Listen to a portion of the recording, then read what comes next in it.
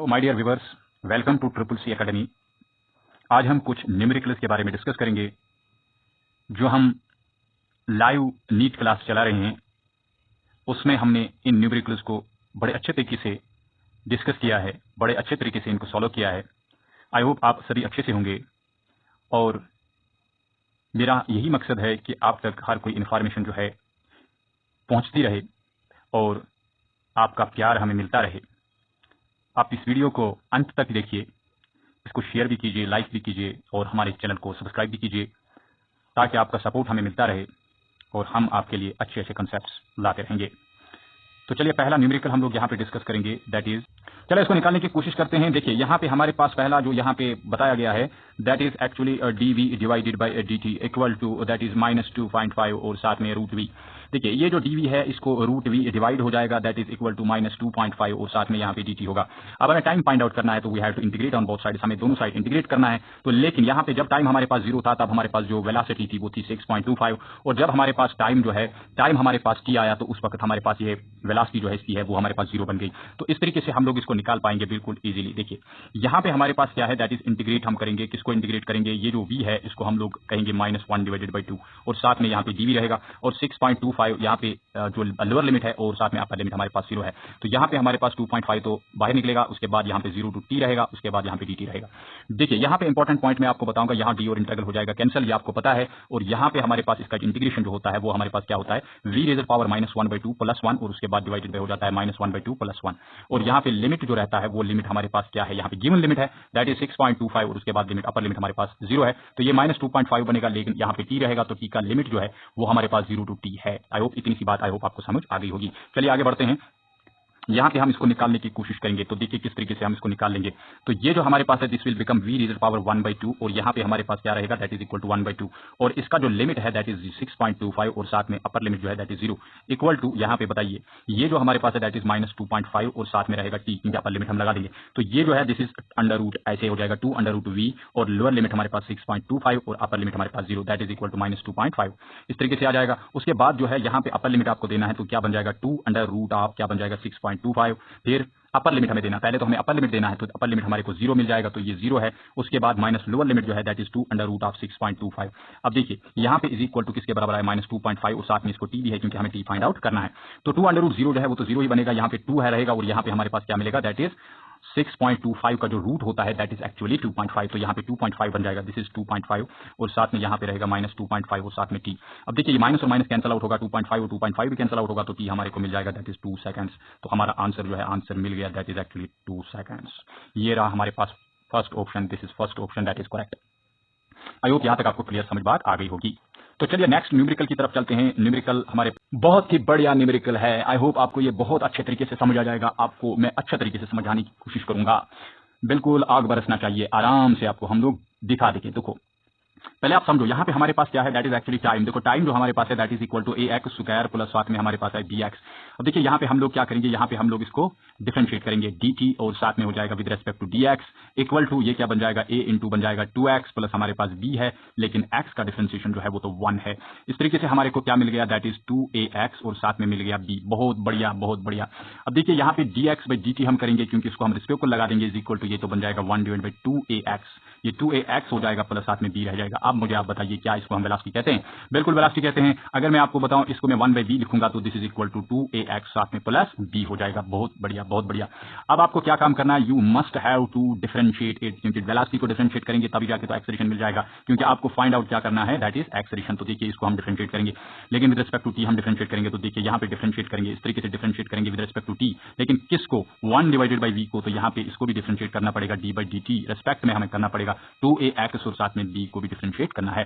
तो 1/v का differentiation जो है that is equal to 1/v²। I hope ये बात आपको समझ आई होगी। साथ में रहेगा dv/dt, क्योंकि वेरिएबल यहाँ पे चेंज हो रहा है, क्योंकि हम लोग विद रिस्पेक्ट टू v नहीं कर रहे हैं। तो यहाँ पे देखिए इस टाइप के बहुत सारे न्यूमेरिकल्स आपको मिल जाएंगे, बहुत सारे न्यूमेरिकल्स आपको मिल जाएंगे जिसके बारे में आपको पूछा जाता है, नीट में पूछा जाता है, जो हमारे पास JEE है उसमें पूछा जाता है। तो देखिए 2a बाहर निकलेगा, यहाँ पे dx/dt रह जाएगा और साथ में यहाँ पे देखिए ये v जो है इसमें कोई भी वेरिएबल नहीं है तो इसका जो डिफरेंशिएशन है वो 0 बन जाएगा। अब यहाँ पे रह गया dv/dt रह गया, इज इक्वल टू ये किसके बराबर आ गया, 2a रह गया, लेकिन लेकिन dx by dt तो हो गया v, और ये जो v स्क्वायर है यहाँ पे मल्टीपल हो जाएगा और साथ में यहाँ पे माइनस भी आ जाएगा, this is equal to minus 2a v cube. लेकिन ये जो dv by dt है that is equal to acceleration, तो एक्सेलरेशन हमारे को क्या मिल गया, that is 2a v cube. बहुत बढ़िया बहुत बढ़िया। तो आग बरसनी चाहिए, आग बरसनी चाहिए आपको। किस तरीके से हम लोग पढ़ा रहे हैं, बिल्कुल अच्छे तरीके से आपको समझाने की कोशिश कर रहे हैं। तो मुझे बताइए यहाँ पे कौन सा हमारे पास ऑप्शन मिल रहा है, that is minus 2a v cube. तो माइनस 2a v क्यूब हमारे पास कौन सा ऑप्शन है, दैट इज सी ऑप्शन हमारे को मिल रहा है। बहुत बढ़िया बहुत बढ़िया बहुत बढ़िया। चलिए आगे बढ़ते हैं, एक और न्यूमेरिकल की तरफ हम बढ़ेंगे जो हमारे पास है। यहाँ पे नेक्स्ट न्यूमेरिकल जो है दैट इज एक्चुअली देखिए बढ़िया न्यूमेरिकल हमारे पास है। देखो पहले आपको मैं एक पॉइंट यहाँ पे बताऊंगा, नोट इट, हमेशा याद रख लेना जब भी आपको कभी भी फिजिक्स, आपको तो पढ़नी है फिजिक्स, लेकिन याद रखना ये पॉइंट आपको हमेशा के लिए याद रखना है।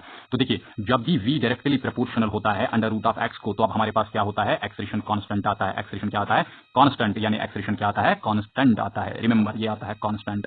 और दूसरी बात आपको यहाँ पे मैं बताना चाहूंगा कि जब भी हमारे पास पोजीशन जो है, अगर पोजीशन हमारे को डायरेक्टली प्रोपोर्शनल आ जाएगा टी स्क्वायर को, तो हमारे को फिर से एक्सेलरेशन जो है वो कांस्टेंट मिलेगा। और एक बात यहां पे मैं आपको बताऊंगा कि अगर v जो है डायरेक्टली प्रोपोर्शनल t को आ जाएगा, तो उस वक्त हमारे पास फिर से एक्सेलरेशन क्या होता है, कांस्टेंट। ये आपको बातें याद रखनी है, बहुत बढ़िया बातें हैं ये। यानी अगर dv डिवाइडेड बाय यहां पे करेंगे तो फिर इस तरीके से हो जाएगा, दैट इज कांस्टेंट मिल जाएगा अगर अंडर रूट x होगा। तो अगर x डायरेक्टली प्रोपोर्शनल होगा टी स्क्वायर को, तब भी हमारे पास एक्सेलरेशन कांस्टेंट होता है। और अगर हमारे पास v जो है डायरेक्टली डिपेंडेंट होगा t पे, तब भी कांस्टेंट होता है। तो आप बताइए यहाँ पे क्या हम इस वक्त हमारे पास इक्वेशंस ऑफ मोशन लगा सकते हैं? तो बिल्कुल हमारे को यहाँ पे मिल रहा है। देखो ये जो हमारे पास इक्वेशन ऊपर दिया गया है, इस इक्वेशन में हमारे पास v डायरेक्टली डिपेंडेंट है हमारे पास अंडर रूट x पे। तो अल्फा की बात नहीं, अल्फा तो हमारे पास कांस्टेंट है, वो तो हमारे को मतलब मल्टीपल है। लेकिन यहाँ पे अंडर रूट ऑफ x के डायरेक्टली प्रोपोर्शनल में हमारे को यहाँ पे v नजर आ रहा है, तो यहाँ पे कांस्टेंट एक्सेलरेशन मिलेगा। तो फिर हमें डिस्प्लेसमेंट बताना है, तो कंफर्म हमारे पास देयरफॉर यहाँ पे इक्वेशंस ऑफ मोशन मिल जाएंगे। तो यहाँ पे इस तरीके से जब हमारे पास होगा तो इक्वेशंस ऑफ मोशन का सहारा आपको लेना पड़ेगा। Equations of motion, equations of motion का सहारा आपको लेना पड़ेगा, याद रखना ये तभी पॉसिबल है।